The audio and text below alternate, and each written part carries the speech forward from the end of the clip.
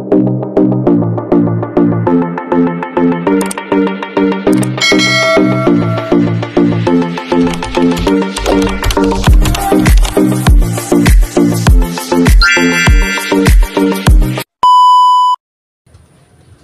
siya mapakali at sobra siya mababalisa sa sobrang pagkamis sa inyo gamit lamang ang isang kandila.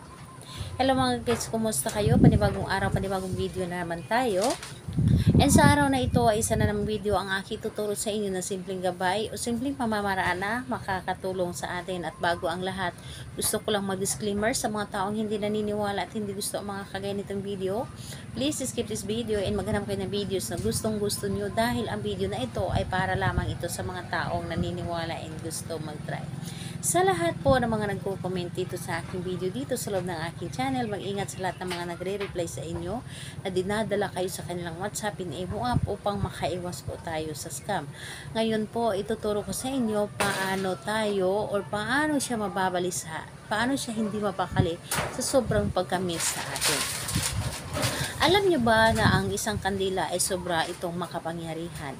Lalo na sa ating mga kahilingan dahil ang kandila ay napakalakas na energy nito at yung kandila po ay isa ito sa mga tumutulong sa atin na gumawa tayo ng mga ritual, hindi lamang sa ritual kundi sa ating mga kahilingan, lalong-lalo na sa usapin ng pera. Dito po is kailangan lamang natin itong gawin and pwedeng-pwede mo itong gawin sa parehas kasarian, babae ito babae, lalaki ito lalaki. So, ayun po, syempre sa ating babae at lalaki na mag-partner and dito kailangan lamang natin dito ng isang kandila. So, kandila lamang ang ating gagamitin dito at panulat. And syempre, panindi na rin. So, ayun, kapag ready na yung mga naibanggit ko, isunod mo i-ready isang inyong sarili. I-claim mo sa iyong sarili na ito ay gustong-gusto mong gawin.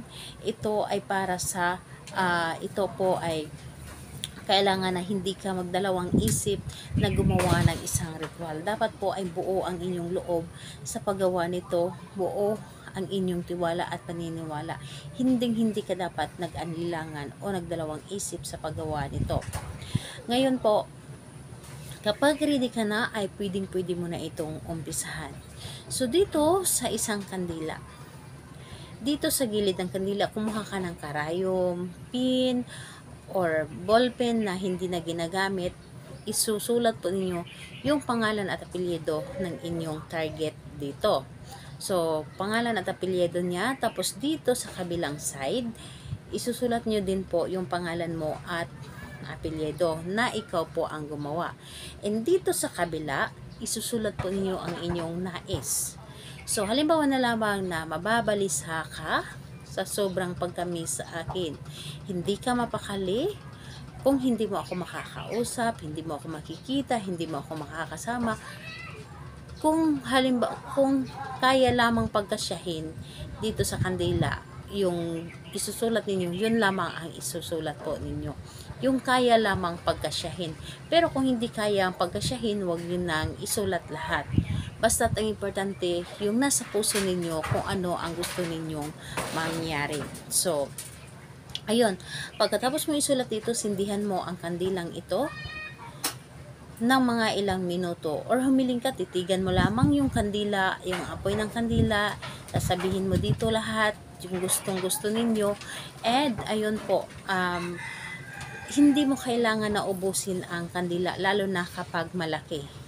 Hindi mo kailangan ubusin ang kandila lalo na kapag malaki dahil pwede mo pa itong sindihan muli pagka lipas ng ilang araw. Dahil gawin natin ito sa araw ng Tuesday and Friday.